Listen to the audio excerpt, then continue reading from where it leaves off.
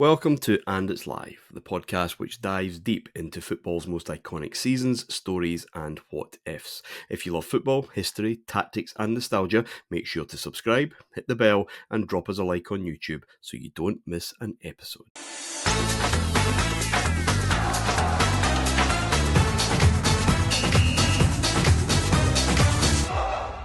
And welcome to the main event, Heart and Hands deep dive history into the UEFA Champions League. We've come to the final part of 01-02, some amazing semi-finals and a home final for anybody Scottish. Joining me as always is Adam.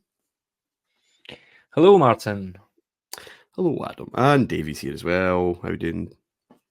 I'm grand, thank you. Yeah, looking forward to this. I remember all 5 of these matches vividly, and yeah, I'd not long moved into just a personal thing, my first flat with my then missus, and it was very close to Hampden.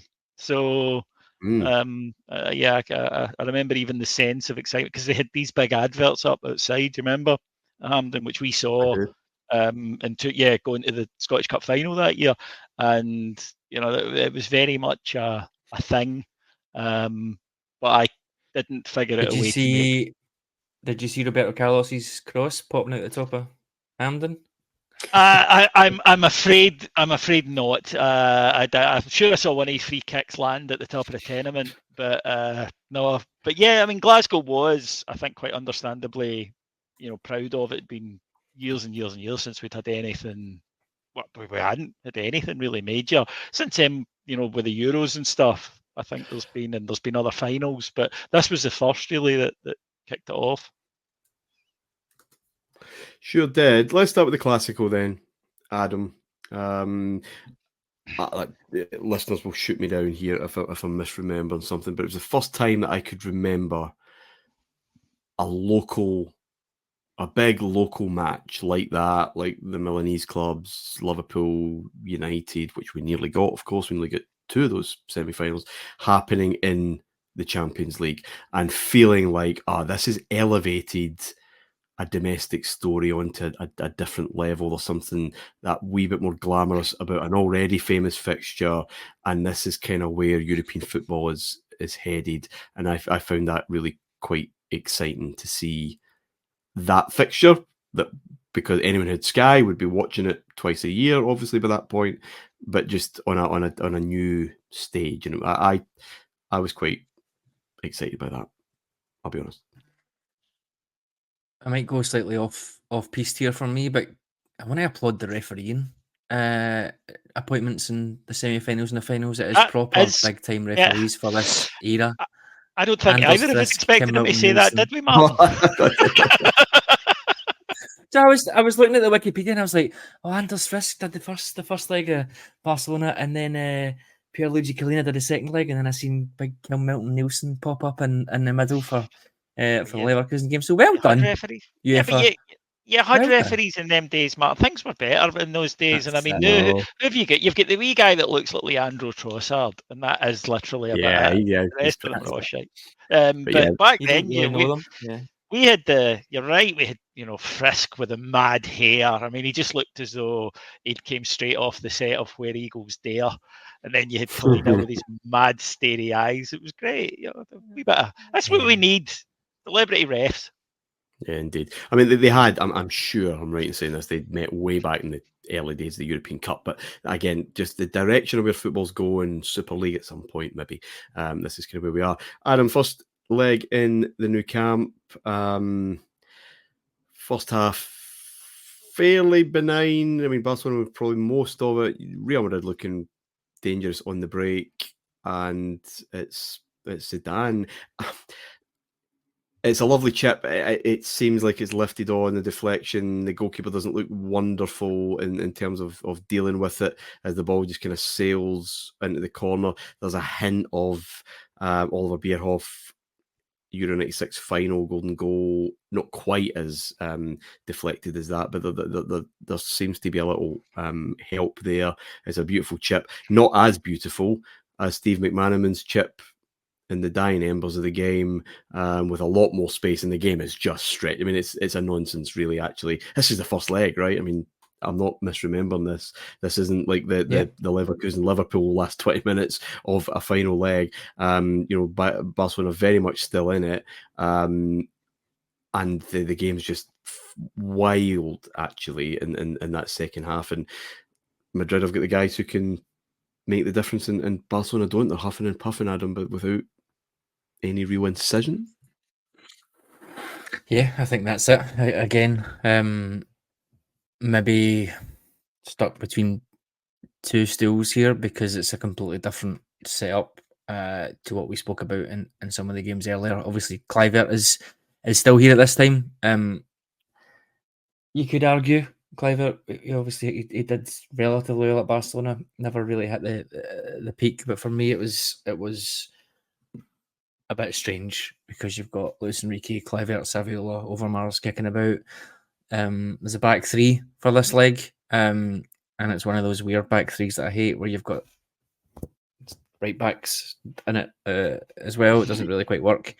A bit of a weird central midfield. Fabio Rochenbach, Philippe Cocu, and Thiago Motta, who obviously both of them have been on to be managers, but doesn't necessarily scream balance or incision or anything there, especially when you're coming up against Helguera and Makelele. I could never figure out what Rochenbach. Don't think he could either. No, exactly. He was talented, terrific passer of the ball, and he was good with the ball at his feet. But I just couldn't figure out where he fit in a side. Was he a defensive midfielder? Not really. So, okay, was he a number 6? An 8 or a 10? No, not quite. And I could just never. And as you say, I don't, because I mean, he ends up at Middlesbrough, doesn't he? After this, no. So there's a really weird. This is the whole Barcelona fuckery thing, which I'm so delighted that they've moved on from in the present age. But I remember when this happened, and I was trying to figure it out, and I had a quick look at it earlier on. So he went to Barcelona. Like you said, this is his first season. Then he goes to Sporting on loan as part of the Charisma transfer. So he goes there on loan for a couple of years, I think. And then he goes to Middlesbrough, like you said. Steve McLaren fancied him when they played Sporting. He signs for them in a 5-year deal, but then there was a weird thing where Sporting were due £1 million from Barcelona if Rochenbach wasn't on loan to them for like 3 years or something like that. Something bizarre that if you don't give us him for 3 years, you need to pay us £1 million. Just one of these Barcelona fuckery things. That's the only thing I really remember about him, other than he wasn't very good at Barcelona. And to me at the time, I was like, "Oh, this just sums up Barcelona just now. They don't really know what they are. They're bringing in these random players with nothing to do." Yeah, it was as if I remember in when Saturday Comes that round about this time was the first that I'd seen did they do their scouting on Championship Manager joke. Because I think you mentioned last week, Saviola, yeah, they were the guys that you signed in Championship. So this was the earliest iteration of that joke that I can recall, and now, of course, it's every summer, isn't it? Yeah, these goals are great, Martin. Like you said, sure. These goals are great. I like the Zidane one the most because of the attempt from the keeper. I think that just makes it better. He tries his very best to claw it out there, and you think, is he going to get it? I'm not sure whether he gets it and just results in palming it in the net, or whether he doesn't get enough movement on it. But I like the attempt. McManaman's is obviously a bit more deft, like you said. That's really a really nice finish.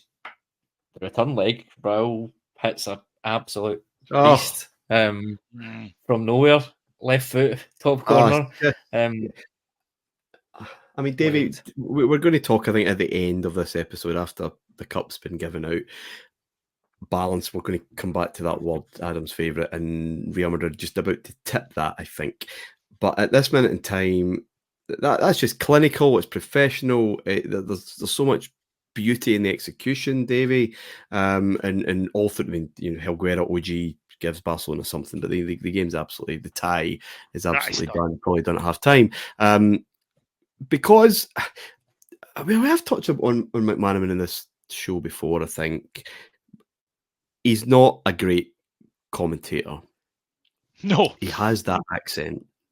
Yes, there was a bit of annoyance in England that he had left Liverpool for He's sold out basically 110 grand a week or whatever. The Bosman, Liverpool get nothing. This is robbery. But what he did at Real Madrid, how he's talked about by Madrid fans, by some of the the game's elite players that he played with. He was respected, he was valued. He scored in the Champions League final. He scored probably the crucial goal then in this Clásico semi-final. I'm not sure his career outside of England gets anywhere near the kind of love that it should do. And I'm given still that we're not- recording in the summer of Bellingham's first season at Real Madrid, for example. I'm still not sure that up until maybe this year that has been the case. Gareth Bale doesn't get discussed as much in the UK, and it is that British English insularity about their own league.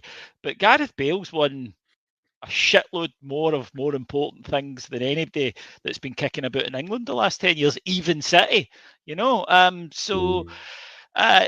You're right. I think the thing with McManaman was he was an absolute textbook for a Bosman move.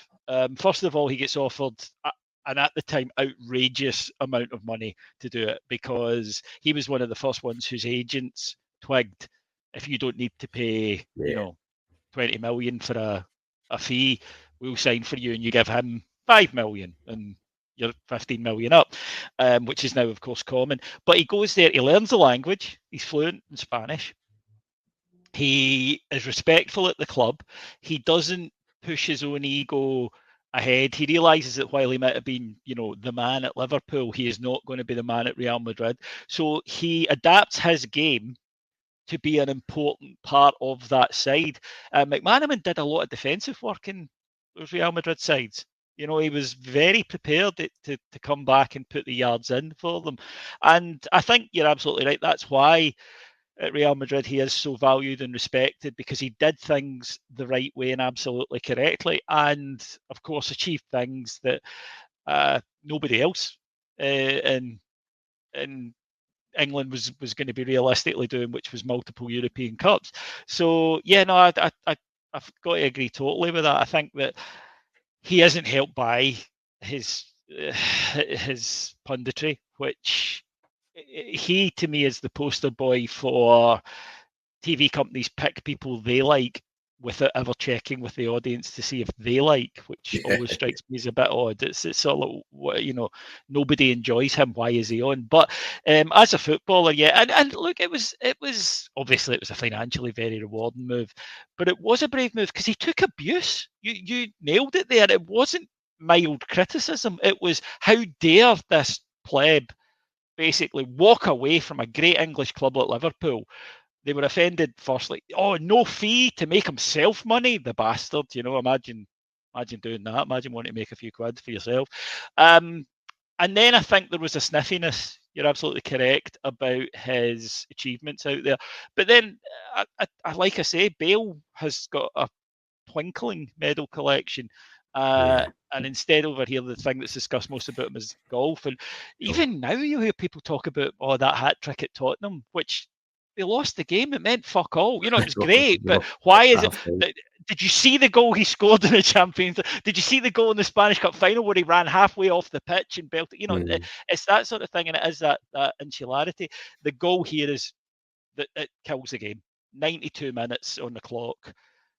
Barca 1-0 down, but that's not a disaster. 2-0, 2 away goals, it's done. And as you said, it's as soon as they get the first one there, and it leaves Barca with far too big a mountain to climb. I just think of these two sides, Adam nailed Barcelona really well earlier. They're a side that are looking for an identity. They have some very good players, but they're not a fully cohesive unit. This Real Madrid team have got that centred. We know who we are. We know what the goal is, and we're going to go and do it. Absolutely. Can I completely contradict what I said earlier on or what I said in the last episode? I should say, with underrated versus overrated type thing. What are we thinking about Raul? Because I feel like I'm coming on these shows and I'm thinking we're going to talk about Raul soon. I'm going to get to the point where it's Raul, and I think this is it. Like, to be fair, not in a this is it type thing, but this is his 4th season hitting 29 goals or up.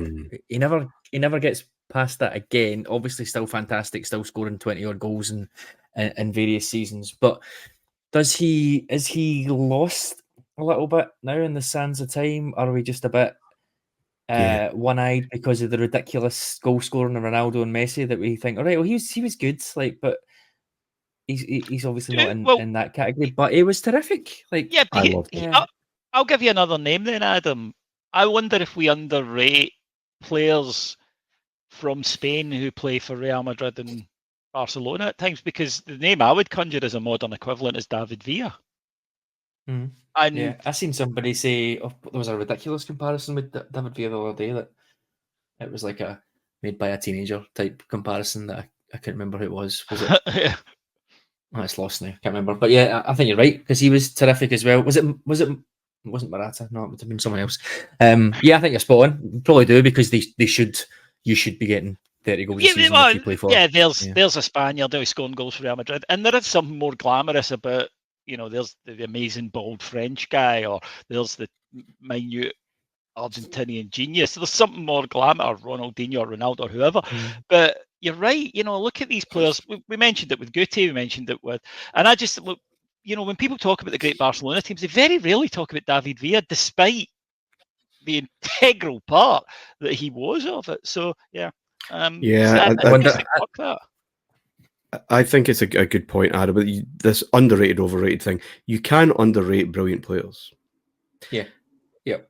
We only have and Beckham is a perfect example of that, because he got overrated for other things. He almost become.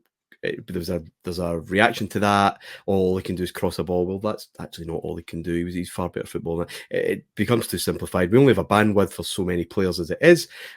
So other players just have to kind of get crushed down. I loved Raul. Yeah, same.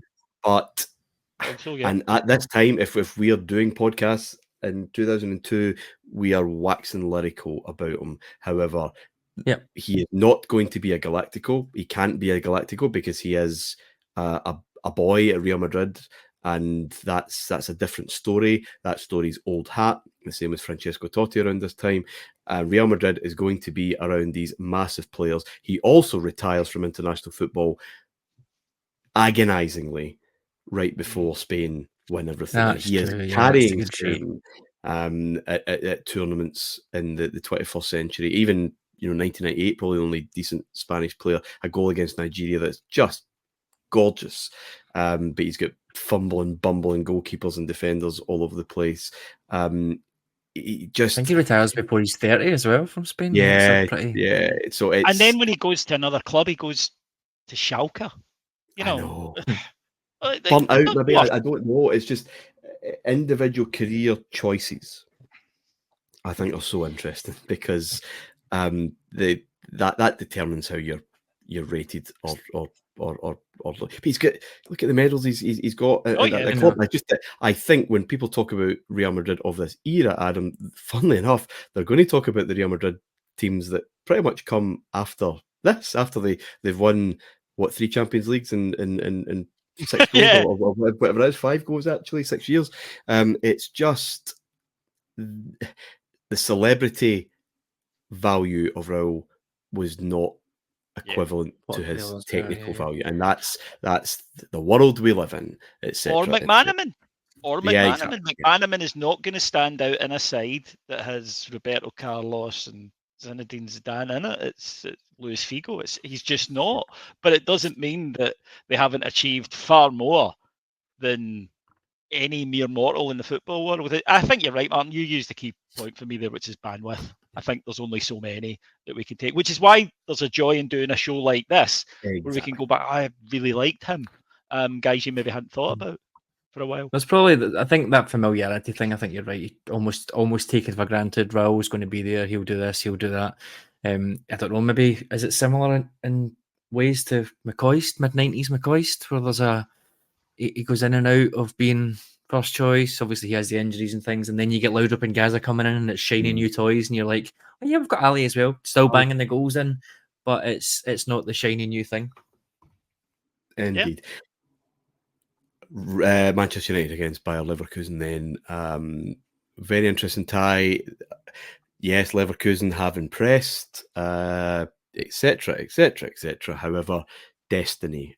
It's Sir Alex against Real Madrid at Hampden. Everything, every narrative klaxon that you want to press is in the tabloid press around this time. But no Beckham, which upsets the balance of that United midfield. Keane is on the bench, only fit enough to play a small part, I think, the home game at Old Trafford. So this is where Ferguson, again, this competition getting in his head starts to move things around. Scholes plays on the left, where he's actually fairly decent. Solskjaer out on the right, and I think Veron and Butt probably play in the middle. And again, they have this Giggs playing off Rude. And it's a scrappy game, 2-2 at Old Trafford. United going ahead twice, an OG in the first half. Again, Ballack, I don't even know how Ballack scores that equaliser, to be honest, how he keeps that ball down to bounce up. Do you know what I mean about that Lampard comparison? He just a tougher, bigger stage at that time, Lampard. The goals he scores are just so many times ghosting into that box. Van Nistelrooy penalty puts them ahead, and then another scrappy goal, Oliver Neuville, getting another vital away goal for Leverkusen. Then in Germany, Ferguson really does, in the eyes of quite a lot of United fans, certainly one that's been on the show, make one of his all-time tactical errors. United having so much success, especially away from home in Europe, with Giggs playing off Van Nistelrooy. Keane's back in.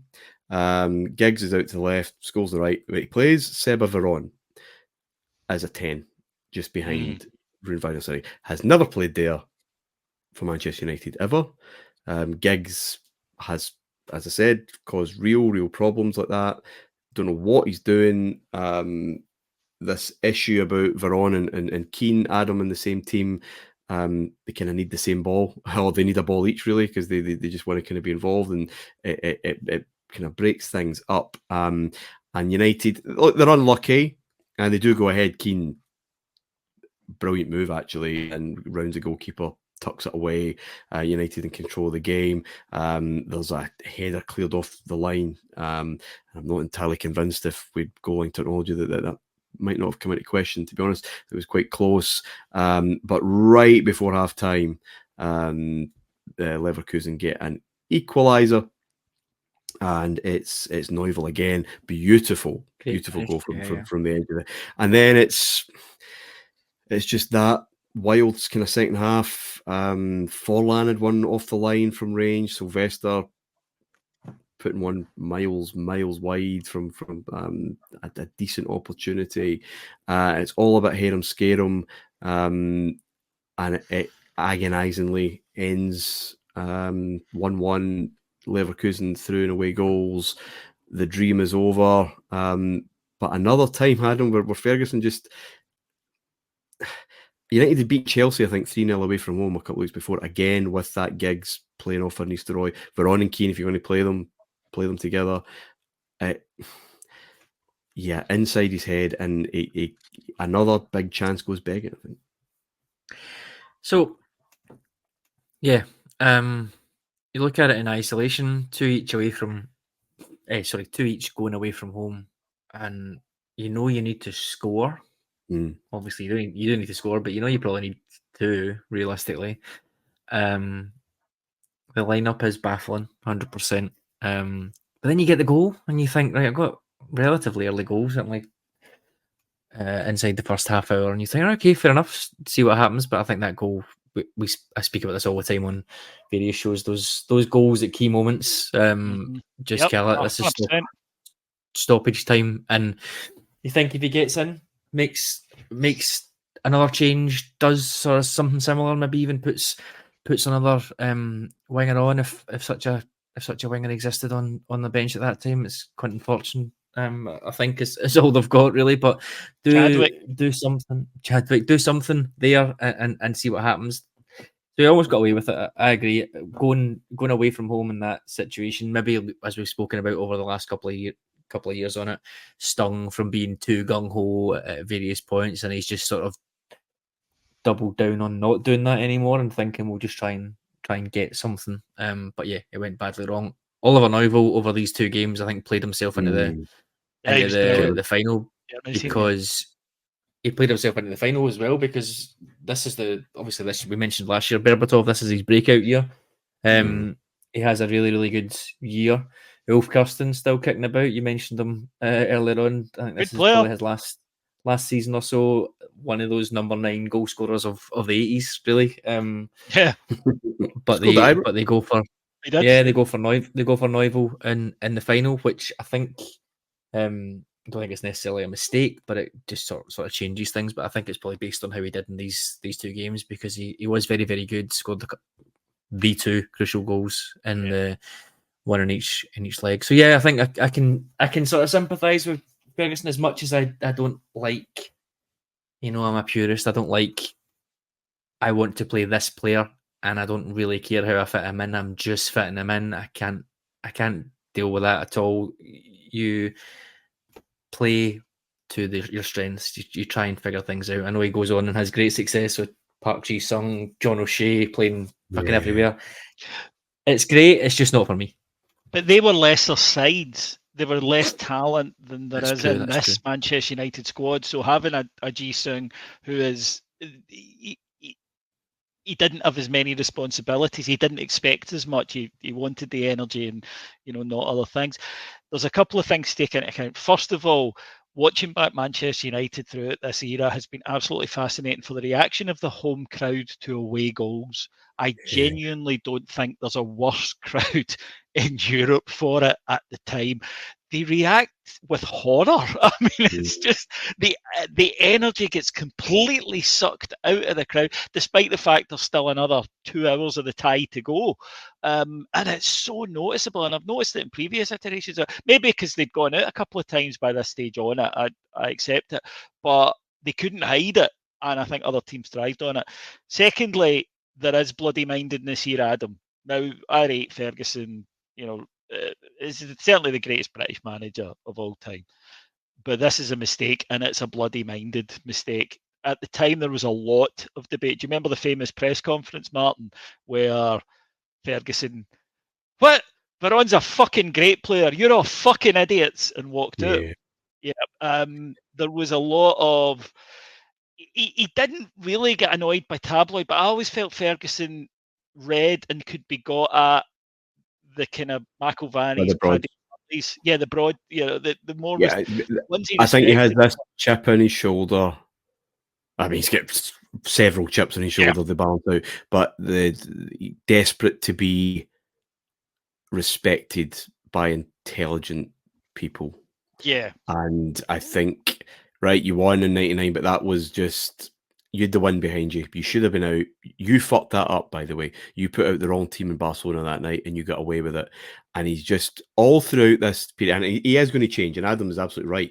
The kind of players he uses later on, and that United team in that second wave, or third, fourth wave, whatever it is in terms of Ferguson's time, but certainly the Champions League, that kind of 08 onwards, is far more secure. I think he's a far more secure manager with how he uses his players. I think he is desperate to be thought of as equal to Lippe and Hitzfeld and anyone else around as a tactician.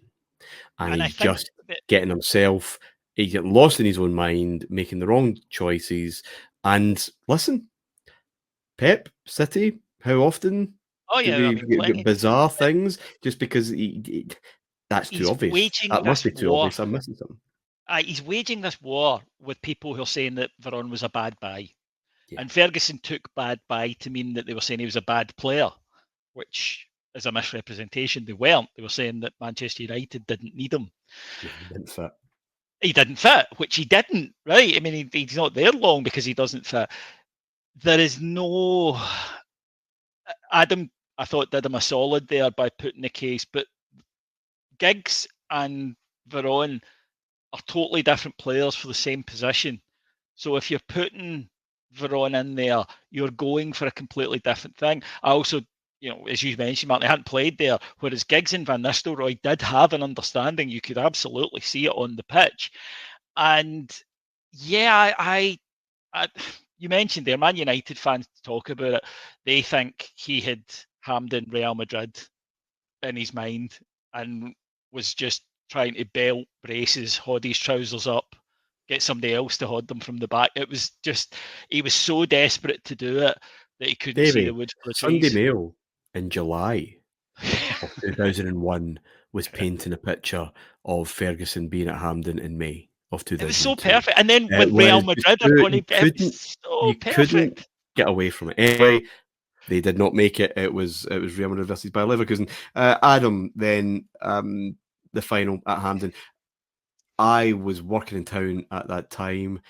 I do remember getting the train home back to Bishopton from Glasgow Central, which was bouncing, full of Real Madrid fans. Obviously, the noise in there because of the kind of glass and acoustics there as they were getting the train to Mount Florida. Very jealous, for a start, that I could see fans going to a Champions League final and watching their team in such an event. How amazing would that be? And it felt real because it was like I was walking past fans doing the kind of things that I did, but they were going to a proper final, not the Scottish Cup or whatever. And the stuff in George Square and the city was excited for it. It was cool. Yeah, I had just finished school at this point, and I just started work actually, so I was round about the city quite often at this point, going to and fro. I remember it as well, like you said, just that sort of party atmosphere. I was only 16 at the time, and it was the first that I'd experienced something like that. Too young for anything round about World Cup '98, so it was interesting to sort of soak it up. I had a party at my house, Adam, because Glasgow being Glasgow, did they put something up in George Square? Did they have big screens anywhere? No, and there were literally thousands of locals who didn't have a ticket for the final, obviously, who headed into town ready for something. Nothing was put on. Nothing. Not a fucking thing. So typical. But yeah, one thing I did like about it is, if you remember, it was really grey and overcast, and I thought, a bit of rain. Yeah, a bit of rain. This is good. Everyone's expecting a nice, glorious summer, and here we've got this. But yeah, there was I was going to say a buzz, but then that I can't use that phrase after the 90s. No, you can't. Adam, the teams then, Leverkusen, they did miss Roberto. I did love him, I have to say. How big a blow? What did they end up having to do? How did that impact how they set up and negated or tried or failed to negate what Real Madrid would do? Yeah, so I want to come back and talk about the context of the manager and that season as we go through this. But yeah, I think in terms of this final, I think you mentioned it was a strange lineup. I think that's unfair. It's a 4-1-4-1 of sorts. There's a uniqueness, I think, here in terms of the relationship between Michael Ballack and Yildirim Bastürk, because they are a number 8 and a number 10 in conventional terms, but we never really spoken that way at that point. It wasn't really a thing. We were still, are you a defensive midfielder? Are you an attacking midfielder, or are you a midfielder who just doesn't really do either of those things? There wasn't the sort of definitions that we've got. Yeah, there wasn't really the definitions that we have now. But looking at it back the way, Ballack is a box-to-box number 8, and Yildirim Bastürk is as number 10 as you could get. But they worked as a bit of a pair here, I think, kind of like Silva and De Bruyne is always my sort of go-to when Pep pulled them into the middle as number 8s for Man City. Maybe similar to that, obviously a bit more end product, but they worked really well. Ballack got lots of goals this season, and Bastürk was, I guess, the one threading the needle, if you like. Roberto, I think, is a big miss because Brilliance comes in. We spoke about the balance of Madrid. I think Leverkusen were equally balanced up until this. They had Zidane and Schneider, who was terrific right winger on the other side. He was very, very classy. They just got balls into the box. Helps when you had Berbatov and Ulf Kirsten, and again that maybe upset their dynamic a little bit playing Oliver Neuville. I thought he had a pretty good final. I thought he did well, but it maybe just upset that balance because you then don't have the winger on that side that you were hoping to have, and you probably don't have the target man as well. So Schneider's then trying to adapt his game. You've got an inferior player on the left-hand side and then a completely different type of player up front. So, I think the best I could describe Neuville would be a bit of a false nine prototype, really. A few years before. Small, very, very small, but found space really well, could drop off and take defenders. There's loads and loads of good examples of him dropping off, creating space, Bastürk threading a ball through to Michael Ballack to score. That was a pretty well worked pattern of play. So you can sort of see how it works, but you've then got... He was... Oh yeah, he was. Excellent. He was terrific. They did that thing as well that we've been speaking about. They had Karsten Ramelow, who was basically a centre-half, kind of similar to Helguera, basically a centre-half. Sometimes would play defensive midfield, sometimes would sit back. He would come back into the three and allow the full-backs to go. So they had a bit of variation there as well. Placenti on that side, who was great, worked really well with Roberto again, another combination that they weren't able to go with. So it was an interesting setup. I think they were hamstrung a little bit by that. I'm not sure if it had been Zidane and I don't know, a Berbatov Neuville sort of combination, would things have worked a little bit better? I'm not so sure. But it was an interesting setup. And I'm sure we'll go into the manager, who was equally as interesting. Let's do it, because we do this show, and as David says, we find things. Oh, of course. Klaus Toppmöller. I mean, his career does not stand out either before this job or after this job, Adam. But here he is in the Leverkusen job, taking them so close to an incredible double, failing, but by margins. When Rangers played Bayer Leverkusen, of course, back in 1998, it was Christoph Daum who was the manager. He was fairly successful, brought Leverkusen up to kind of recognisable standard. And then all the chat, Adam, after the Euro 2000 debacle was, well, not chat, he was going to be the new Germany manager for the 2002 World Cup. That didn't quite go to plan. How on earth are Leverkusen in this situation with this man, and what happened to Christoph Daum? So two managers that were remembered for their hair, but in very different ways. I would say probably sums them up. So this whole Leverkusen thing that I spoke about on the last show, where I think I don't know what I said, something hyperbolic about it being a disastrous season, but it was. I think it was just it was intensely disappointing for them, because they had been there before. A couple of years before the title had went to the wire, Michael Ballack scores an own goal on the final day, and they lose. They lose the league. If they had only drawn that game, they would have won it. So they'd been there before. The season after, they couldn't challenge for the league. Bertie Vogts was the manager at this point, and lost the job. And Klaus Toppmöller turns up. Very, very surprising. He was a kind of middle of the road manager. Bochum was where he was. They were a bit yo-yo. Bundesliga 2, top division, going on some interesting runs.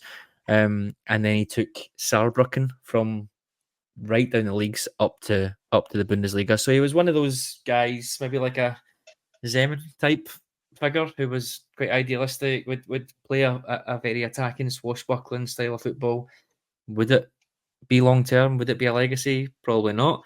But to be fair to him, when he came into Leverkusen, he did really, really well. He liberated Michael Ballack and turned him into what he would become. Lucio was terrific under him. He just seem to develop the players really, really well. Obviously, this season ends terribly. With 3 games to go, they're 5 points clear at the top of the league. 2 cup finals, obviously the one we're speaking about just now, but then also the German Cup final as well. And they obviously go in and lose them all. So 2 weeks to go. They're thinking of emulating, or they're thinking of getting the Bayern Munich treble that Bayern Munich couldn't do a few years before, and it just ends up falling all through their hands. And that's what I meant, I guess, about legacy. Christoph Daum had built something. Toppmöller comes and adds the sort of finishing touch, unpredictability, takes them up a level. But then this fortnight here, I think, just is devastating for them. Ballack and Zidaberto go 2002, and they struggle big time. As I guess you would, but they struggle so much that they almost get relegated. The season after, like literally on the last day, they're almost relegated. He loses his job, and they just spiral, for want of a better word. But Toppmöller, I mean, he was interesting. He was well known as being a party animal.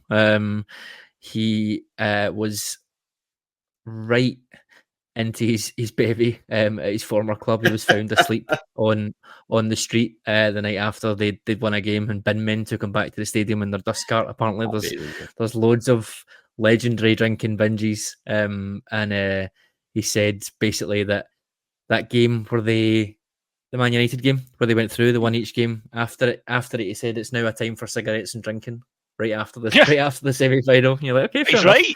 So he's got a flag on in the last stages of the Liverpool game when they're chasing that goal. He's always puffing away. Yeah, I like that. He's quite a character. Yeah, look, it says Luis Minotti. Would he have looked as cool with the raincoat and the cigarette? Some people just let them do it. He's German. They like a bevy. Can't he be surprised when they have a bevy? I mean, it's not like he needed to train the next morning, is it? After that Man United game. That's true. But yeah, a really interesting character. And like you said, appeared, worked his way up the leagues to get to that job. Disaster the next year. He then goes to Hamburg the year after. Not very much happens there. And then 18-month spell as manager of Georgia ends his career, pretty much. And that's him done. I find this fascinating. That there are managers who, no matter what their achievement, Frank Rijkaard was spoken about on this year, that you think, well, the achievements you have there put you into the top echelon, and they just don't seem to. And he's one of them. We spoke about Hitzfeld, his post-Bayern career, not really being what you would expect it to be, the opportunities to be given. It's so strange that then you look at someone like Pochettino, who has won fuck all and never really threatened to, but always discussed in that top rank. It's so odd. Do you know, I've got two that I always randomly think about. One probably makes more sense than the other one, but the first one, I don't know if I've mentioned it before, Roy Evans. Like, just Liverpool manager, and then Swindon joint man. But then, like, so you're the Liverpool manager, and then they hired a joint manager. That was like Julia comes in. That was. They didn't want to sack him. Yeah, basically. I mean, it's just such a bizarre thing to do. Then he goes to Fulham and does the same thing with Caroline Riedler for a bit, and then that's him done. And you're like, okay. That's me. The Roy Evans one. The Roy Evans one is really interesting because Roy Evans, he's due that promotion, right? At some stage, Souness was a kind of weird departure because he wasn't at Liverpool at the time. He hadn't come through that boot room. So Dalglish and Souness were kind of against that ethos and spirit. So if Roy Evans gets promoted when he probably would have expected to, his approach and culture would still fit in English football, and he could have been fairly successful. Adam, I think it's just that he has that boot room way, that whole Liverpool thing was. It had ended, that time had gone. All of a sudden, Roy Evans looks like a dinosaur, and he can't resurrect that. He can't get that back anywhere else. Football's kind of left that behind. He's just at the tail end of what was very successful, and hasn't realised that what I grew up on will no longer work, and they couldn't sack him because of just how he was a special part, and it was the nicest sacking I think I've ever seen. Yeah, they basically it was the managerial equivalent of they drove him to a forest and they let him run off, but they drove away while he was making up his mind. 5 months, I think he lasted, and then he went, "Look, I know what this was about," and they let him go. But this is all deflected from the magnificent story of the Germany elect manager, Christoph Daum. Yeah, we forgot about Christoph, didn't we? Christoph, who there was allegations in Bild. Rumours, David. Rumours. Rumours, allegations. Martin Bild printed it. That was the German equivalent of like the News of the World. Yeah. And the Sun, yeah, and they printed allegations from a series. I always like that, a series of, I believe the term is call girl, young ladies who are prepared to offer certain services for money, and they allege that Christoph Daum was fond of hanging about with them in jacuzzis while cocaine was being shared. And he said this was a nonsense. He threatened to sue, and he said he would take a drug test to prove. And Adam, I'll let you take it because you referred earlier to the drug test. He, in fact, he bravely took. Yes, so he takes the drugs test, and it comes back as positive, and there's a furor. It's a hair sample, and then he says, "Oh yeah, it's not my hair." You're like, okay. And I mean, then after he gets fired, because Bild, a bit like the Sun, if you go after them and say they're lying, they tend to go after you. And suddenly there was photographs of him with hookers, and there was, at parties that were quite clearly people were doing the old nose candy. I cannot tell you how much I admire the sheer bloody mindedness of, I will take a drugs test when you have been taking drugs. That to me is just confidence. Keep your head down, right? Make the vague threat of we're going to take legal action and then never do. Let it all go away, and by the time you've done all that, you're in the Germany job, right? But no, he went for it. He went full. But who was the Jonathan Aitken? Was that the guy that sued for Perd's? Yeah, no, it was. How dare you? How dare you? Perd's. Anyway, we're way off piste here. Hampden Park, May 2002. Adam, the game decided ultimately in the first half. Your boy Raul, our boy Raul, let's claim complete ownership of him, puts Real Madrid in front. Lucio again, I love a goal scoring centre back. They're just dangerous everywhere. Equalising, and well, Champions League, European Cup final. Bale would be up there, of course. There's quite a few other contenders, but no conversation would be complete without this goal by Zidane, of course, and the balletic ability to keep that under control at that height. Everyone knows it. That's the first half. We'll talk about the second in a minute, but I mean, yeah, okay. Is that the greatest Champions League goal? I think you've maybe ventured before that you think it possibly is. Yeah, final goal. Final. I think so. Just the aesthetic of it. I think we spoke about it in the Q&A, didn't we? And we said Bale's was very dramatic and probably more impressive, I think, in terms of the connection. But for me, this is beautiful. Just the way that he moves his body, the timing of it. Obviously the top corner as well. I think it is definitely my favourite.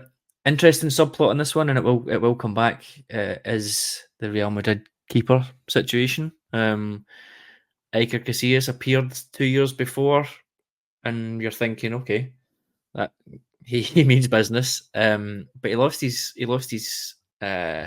jersey this year to Cesar Sanchez, who would be great and have to go off in this game due to injury. And then you mentioned that second half. It's what can only be described as an onslaught, I think, the last sort of 20 minutes or so for Leverkusen.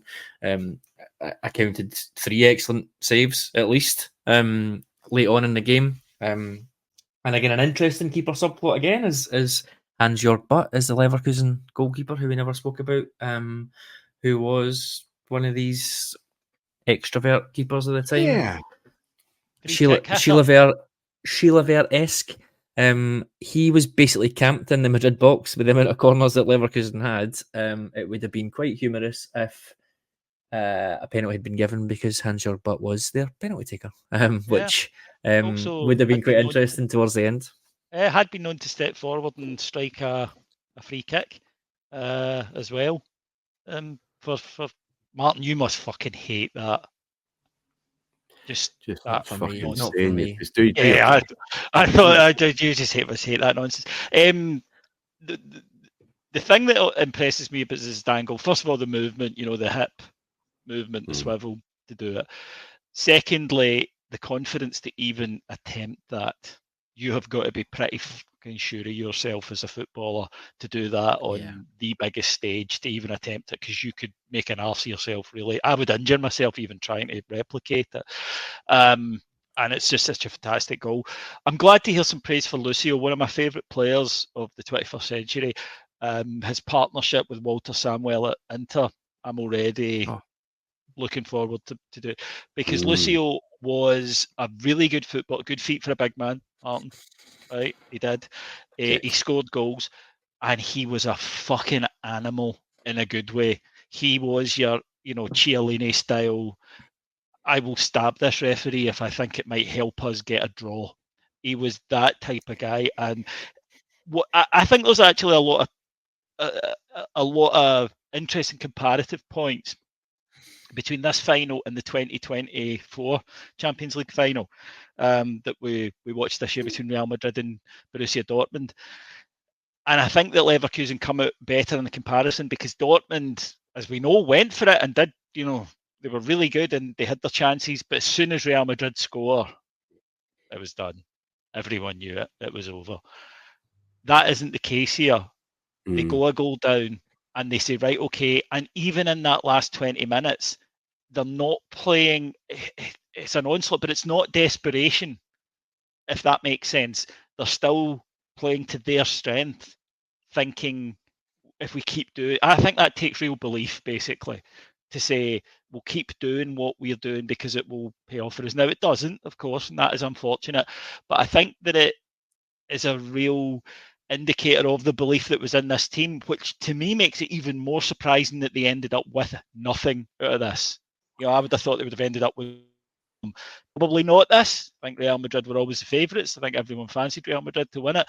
But this was not a side, to me, and watching the highlights back today, who looked like they had run out of legs, basically. Long season, the emotions got that. They didn't look like that. They were just, on the night, they were up against a slightly better side and maybe didn't take a couple of chances. But it still surprised me that he didn't end up with anything. And again, I do wonder how much of that is Leverkusen, the DNA of a club that we've discussed before. Adam, how much were Real hanging on? How comfortable was that second half for them with that lead? Not at all. Not at all. I mean, Casillas makes some great saves. They should have scored, Leverkusen, I think, at least another one. Who knows where it will go to? Again, you got that keeper dynamic. Casillas absolutely redeeming himself and going on to cement himself as the keeper, which that subplot had sort of forgotten. Obviously, you just think of him. You just think of that as being just the most perfect Madrid career ever. He just appeared and was excellent. I'd forgotten about this little dip, and his heroics here cement him back in for the season after. So that penalty dynamic would have been interesting if it had got that far. But they were, I think, hanging on. You see it and you think, oh yeah, well, Real Madrid won, Leverkusen collapsed at the end of the season. This is a great Real Madrid team. Okay, fair enough. But they were. I mean, I would challenge anybody to go back and watch that game the last 20-25 minutes. It's an onslaught. And they just can't get it over the line. They just don't score. But they're not a side who, as you say, have collapsed. No, I don't which think. I mean, is- they don't give that impression. and you would think it, because, like we said, that this is their Yeah. they've lost the. I don't know if the German Cup final was before or after this, but they've lost the league by this point. So you would probably think it. But yeah, unlucky, and it's an interesting one because they won't be remembered anywhere near as fondly as a Valencia. I don't know whether this is the point in German football where obviously they weren't as good, but there's also but I just mean in terms of like a team coming from relatively nowhere to have a good season. But I think they're obviously not fondly remembered in Germany as well because of the whole pharmaceutical company, not fan owned, all that sort of stuff. So they're on a bit of a hiding to nothing there. Nobody's going to pick them up in their own country as well as plucky upstarts when they're backed by massive companies like that. So yeah, an enjoyable team to watch, I think, but it is very much a once and done. They could have, if things had went their another way, they could have certainly got it. They probably did enough to at least get it to extra time, I would say. But they didn't, and Real, yet another Champions League, as I said, the third in 6 finals or whatever it was. This is, well, it's just theirs. It looks as if they're going to dominate. It's going to be a wee while till we mention them in a final again, Adam. But I mean, looking at that team that night, Cesar or Casillas, depending on selection, Salgado, Hierro, Helguera, Bobby Carlos, Makelele at the base of a midfield with Figo and Solari and Zidane. I mean, Solari goes under the radar a wee bit, but how could you not with some of those players? And then a genuine partnership with Raul and Morientes. The two of them just looked like they loved one another. They just a great chemistry. Great individuals, Adam, but nice balance. Things are going to go haywire. Ronaldo obviously comes in this summer. Beckham the following summer. Beckham made no sense whatsoever. Barcelona needed Beckham, I think, just given the holes perhaps in their team. But when you've got Figo, you don't need David Beckham. Things like that then just started to not make a lot of sense. Michael Owen wouldn't be far away, and no one needs Michael Owen at that particular moment, even though he did have his couple of moments. And it's maybe no wonder that Real Madrid are going to be off the radar, because you need balance and you need the water carriers. You need the players who will do other jobs, and they just could not see that. Well, I mean, it's the key thing. Yeah, sorry. Go on, Adam. I was just going to say it is interesting because they try. Obviously, we're maybe getting into next year, but I think this is when Cambiasso appears, Flavio Conceição's kicking about, but they are not Fernando Redondo and they're not Claude Makelele. I think is probably the key point. Certainly not at this stage. So yeah, I think you're right. I think there was always a grudge, even recently with Casemiro. It was almost a grudging acceptance from senior people at Real Madrid. We could get in, another attacking midfielder, but we've at least they've learned that, I suppose. But there definitely is a sort of grudging thing. Now as that position becomes a bit and has become a bit cooler, though, I think they'll probably go the other way because they've bought, Tchouameni and Camavinga, so they're really well stocked in there, and they've had the success with Toni Kroos and Luka Modric. But it's not. God, how many times have we spoke about this over the years doing international tournaments where we've gone, it's not about just getting the best 11 players in the country. It's about getting the best balance and the best team. And this is a really well balanced side. Just as an aside, and we're a couple of years off it, so a few shows to go before we get there. Isn't it funny that Fernando Morientes, wonderful player that he was, but I think if you speak to anyone out with Madrid about his Champions League pedigree, they don't mention him there. They mention him at Monaco, where he almost single-handedly dragged Monaco, almost to win it. And that's remarkable for a guy who has Champions League medals. It's one of those patronising things. I think we spoke about that earlier on, didn't we? If you're a Real Madrid striker, you're expected to score 25, 30 goals. But then if you come out and go somewhere else, you're almost like, good for you. Like you've come out and you've went to Monaco. Well done. You've done. Look at that, like Monaco. A wee pat in the head. Look at the outreach work he's done.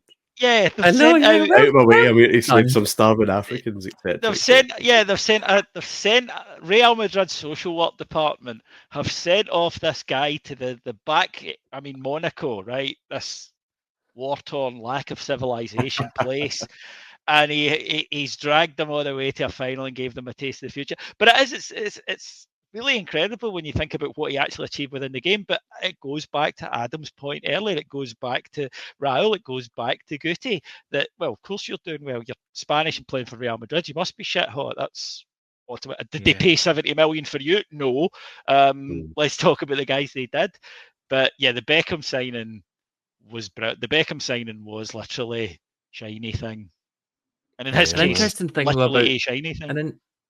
an interesting thing about this, though, that we'll obviously dig into as well, is Beckham and Ronaldo are pretty much they're the only signings really in those 2 seasons. They go all in on that. Where it's Galácticos, and you think one's coming in every year, and you might expect someone else to come in. So there's probably a staleness about the rest of it as well, that they put all their money into that, and they haven't quite brought in a few others that might be younger players to come in and bed in for a season and all that sort of stuff. So there's probably a little bit of that as well that we'll no doubt dig into.